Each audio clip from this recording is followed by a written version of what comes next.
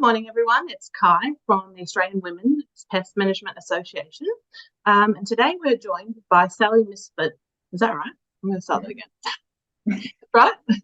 Yeah. All right, let me just.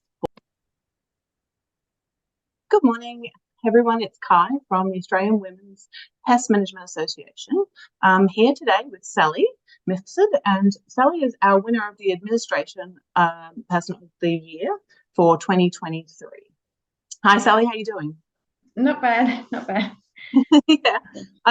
Sally has been given some questions that we are very keen to hear the answers on. So we're just going to jump into those questions. Can you tell us about your journey in the pest control industry and what inspired you to pursue this career? So I originally came from a hairdressing background, and I had no knowledge of the pest control industry and what was involved. My husband was working in the pest control industry, so Simon was working in the pest control industry. And so he was made redundant on a job from a company. He started EPC. I fell pregnant, and then from there, we just found that we got too busy to sort of just be a one-man band. So I started helping him out in the office. So I started part-time doing just the office admin. And then from there, I went to full-time. And then I just thought it would be a good idea for me just to get a bit more knowledge on the industry. So I decided to get my license. I started doing the services as well. And then I come back into the office once we started employing other technicians to do the work for us. So that's about it, really. I think it's quite a common story when a husband and wife have come together for a partnership and then working really well together in the business, and it sort of just grows from there. It's pretty special. Do you, just side question, you've found that the license really helps you in the job? I found having the license and doing the schooling really helped me in the office, as well as obviously on the road. You need to have your license when you're on the road, but just being in the office, it just gives you the opportunity to really understand the pests and how to explain the services, because some people want to know what you're going to be doing when you get to their house or get to their site. So I found having that knowledge really helped me explain to the customer and the clients. I definitely agree. I think it changed the way that our business also, helped the customer. So I can see how it would definitely help for yours. Winning the OTMA Excellence, Administration Award is a pretty significant achievement in terms of, women in our industry. What does the recognition mean to you personally and professionally? So personally, it means a lot to me. Shows that hard work and dedication in the industry doesn't go unnoticed. Yeah, absolutely. And professionally, it just shows how much I have grown in the industry. Yeah, and you've been doing that role for quite some time, and obviously improving upon that, and growing with the company as it grows. So that's pretty important to have that sort of tick. That you're doing the right thing. It's not going unnoticed, definitely. What's the key challenges and opportunities for women, do you think, in the pest control industry in Australia? I don't believe there are any challenges for women in the industry. Mm-hmm. All industries have their hard and challenging days, but with a bit of perseverance, you can overcome them. So like an example would be women in traffic management. Back in the day, there wasn't many women in traffic management. Now it's predominantly women, and they're willing to stand out there in rain, hail or shine and show up and give it a go. So, equal opportunity. Yeah. Excellent. Can you share some of the most notable pest control projects that you've worked on? And the strategies you've employed to address them from the office side of things, like if there's challenges that have come through in that side? So we also do rabbit baiting and vermin control as well. We work alongside with a local vermin control company. and we've been working alongside with a commercial landscaping company. So they grow a lot of native and protected plants to put on the side of highways and freeways and stuff like that. So we've been implementing rabbit and fox control programs for their sites, and we feel that, you know, these programs are crucial for the native plants to continue growing. Absolutely, that's pretty interesting, actually. How did you get involved in that? It was a few years ago. The landscaping company just reached out to us. I think they found us on Google. So yeah, they just sort of reached out and you say you tailored the program to suit for them? Yeah. So for their sites, they sort of have requirements of what you can and can't do. So like certain sites, we need to just fumigate. We can't put the baits down because there are other native wildlife in the area. So you've really got to tailor and suit and make sure that you are doing all the right things so that you're not hitting off-target species. So absolutely. Well, that kind of leads us into the next question anyway, because we, you know, pest control companies, we do work with a wide range of clients and pests. So obviously that's one of your approaches to tailoring solutions for these customers in that situation. Are there any others that come to mind? Just customer consultation and just a lot of communication. Obviously, really assessing and inspecting the site before you commence any program or any. Yep. So just checking it out thoroughly and making sure that you're aware of all of the issues that might come up in that site. Yeah, specifically. And then just obviously tailoring the pest management program to best suit the site's needs. Yeah, so talking to the customer, finding out exactly what they're after, I guess, is one of the key factors, isn't it? Mm-hmm. What are some of the innovative and environmentally friendly pest control methods or techniques that you've employed in EPC's work? So one of our environmentally friendly techniques we've implemented is sometimes we use ferrets in some of our rabbit baiting programs, and we've recently signed up a customer that is HACCP, so we have to use non-toxic bait, which is just the monitoring bait on certain areas of their site. And we're also trialing at the moment the I can't remember the name of it. They're the eco-friendly bait stations where it's just got the attractant, and then they go in there and they eat the attractant, and then they get like a. Is that the shock? Yes, the shock. Quick and easy. Yeah. I love it. What are your thoughts on ongoing education and training in the pest industry? And how do you think, I mean, we touched on it before, but how do you think it's contributed to your success as an administrator? I think ongoing education and training is very important in the industry, because, you know, the pest control industry continually develops and grows, and, you know, there's always new and exciting pest management solutions and options that we can implement. For me and my growth, I feel it's really helped having, you know, doing the extra training and you found the pest course and the termite course, you know, a good foundation for you to sort of come from for clients. Yeah. So yeah, just makes you a bit more confident with the clients as well. Yeah, so just general knowledge is really important to, you know, have that under your belt, I think, in dealing with that. Yes. How do you see the pest control industry evolving in Australia in the coming years, and how do you see women sort of playing a part in that? Is there something more we can do? Is there something you see? Yeah, so I feel there's more growing emphasis on sustainability and eco-friendly pest control methods, with an increased focus on health and environmental concerns. So consumers are now becoming more conscious and aware of the products and methods that we use. So we as professionals, we need to ensure that they're getting the right knowledge and they're being educated, so that we can provide alternative, sustainable solutions that align. Yeah, people are really educating themselves, aren't they? They're really getting to know what they want from a service and what they need, and some of the obviously safety concerns, with pets and kids and their homes, and even in a commercial sense, they're aware. So, and obviously there's been some legislative changes. So people are really quite setting their standards, I guess, these days, aren't they? I've definitely noticed that. You've noticed that.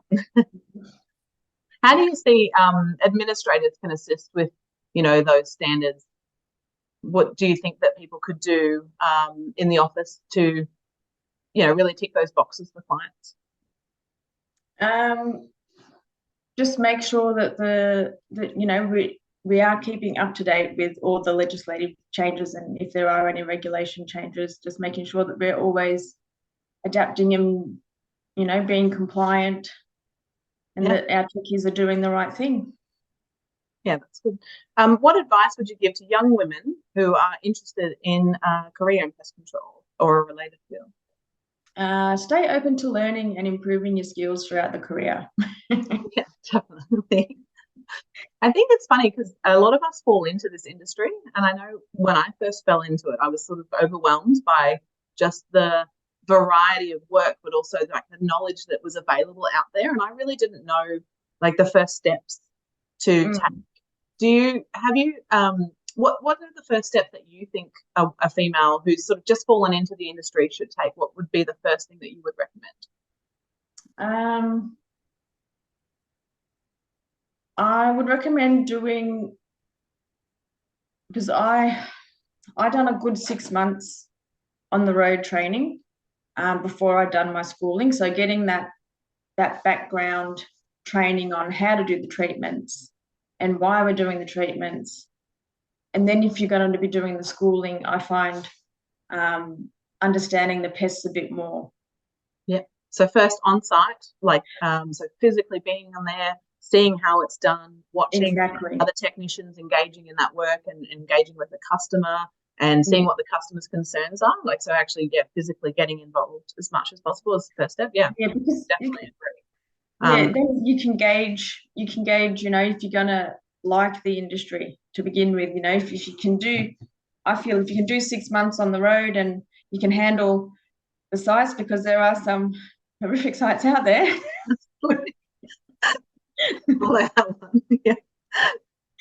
Get down into the nitty-gritty of it first. Yeah, absolutely. Yeah, it's a good test, especially if you stick people in the midst of summer. Yes. Hot, sweaty day out in the field, watching everyone interact. Yeah, that's a challenge. Some of those sites are interesting, I think. That's great. As a successful woman in the industry, have you faced any specific challenges with regards to stereotypes or anything that you felt uncomfortable with? And if so, how did you overcome them?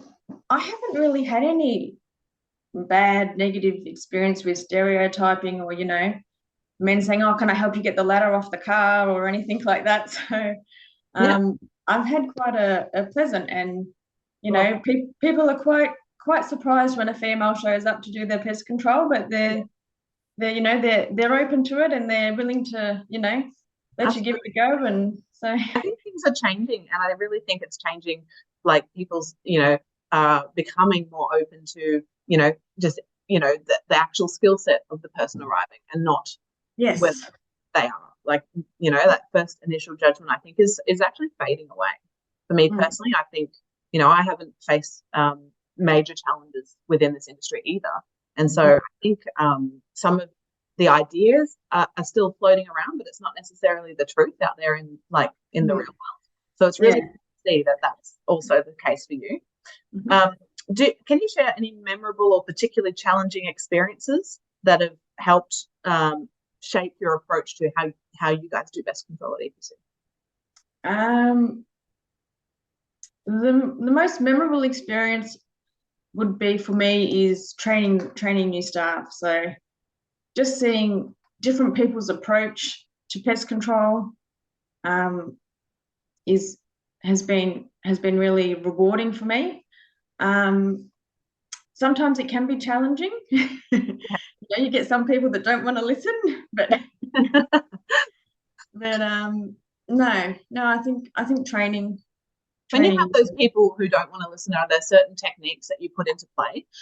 Do you sort of try to pivot the training to suit that individual, or is there a way that you like redeliver? Like I find, videos and imagery suit some people, and maybe that direct communication is better for others.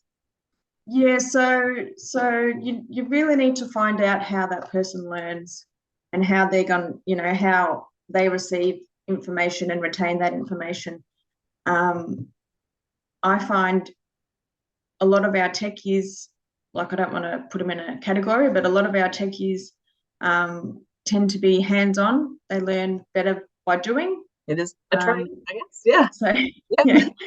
So we just sort of give them a go and get them to do it, and like I'll show them how to do it first, and then I'll say, all right, well, I'll just do like a small part, and then I'll just get them to go off and do the work, and I'll just follow them around and make sure that they're doing it correctly. Do you spend a lot of time with them? Like, so is it a 6-month sort of process when you're training someone, or 12 months process, or, what's the general? I know it changes with everybody because people learn at different paces, but do you have like a general guideline for new people into the industry? Like, so for instance, someone was looking at coming on board, they've fallen into the industry. How long can they expect to sort of be in that training phase in your business? So we generally will go around with them for 6 to 8 weeks, depending on how quickly they pick it up. Mm-hmm. And then we'll just sort of be supervising. Sort of if they need help, they can just give us a call, and we can either talk them through it over the phone, or we can go down and attend if we feel that it's really something we need to go down and address. But then we like to have them have a full year of on the road training before they actually. Much easier in this day and age when you've got access to FaceTime and the technology that we have, the training available to us, which is really good. Side question: collaboration and networking is essential in all industries, I think. How have you built and maintained your professional network within the pest control community? So obviously we're members with AETMA. We're also members with the Vic Chamber of Commerce.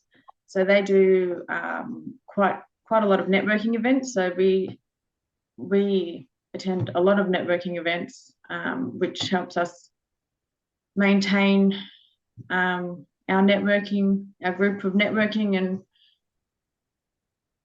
do you find it challenging within your area to talk to other pest controllers? Does that where I am, South East Queensland, it's a little bit challenging to talk to those who are close to us, obviously, because it's a little bit competitive? Or have you found others quite welcoming in terms of collaboration, communication? No, like we don't have any problems with collaboration. Like I said, we engage contractors and we work along different contractors. So our termite work we contract out, our rabbit work and vermin control we contract out. So we don't have any issues with other pest control companies or working alongside other pest control companies. Doesn't seem to be that competitive in the industry. That's in Victoria, so it's good. Excellent. I mean, we have a lot of people who are sort of just outside of our area that are more than happy to collaborate. And I find that being, a member of AETMA means that they can, contact them and, find out who else is there and reach out for support. So that's been really good. I think just being, a member and being part of that, we're sort of always pushing forward for the industry is really handy. What are some of the key qualities or skills you believe have helped you? And when I'm talking about this, I'm like personal skills, not skills that have been sort of learned, but something that you've brought into the industry from yourself. What are the key qualities? So I believe some key qualities that helped me personally in the industry is my customer service skills, my time management, and just being adaptable, being able to change and adapt to each situation and each site. So new challenges you can pivot to. Yeah. So being flexible with change is really. Yes. Yeah. Okay. How do you balance the demands of your career in pest control with your personal life and, you know, hobbies or commitments or everything else that you've got on? Yep. So we're very fortunate we run a home office, so maintaining that work-life balance is quite easy for us. We prioritize and plan and delegate where possible. But no, and obviously the support of our families really helps us achieve that nice work-life balance. So we don't try not to work on the weekends where possible. Yeah.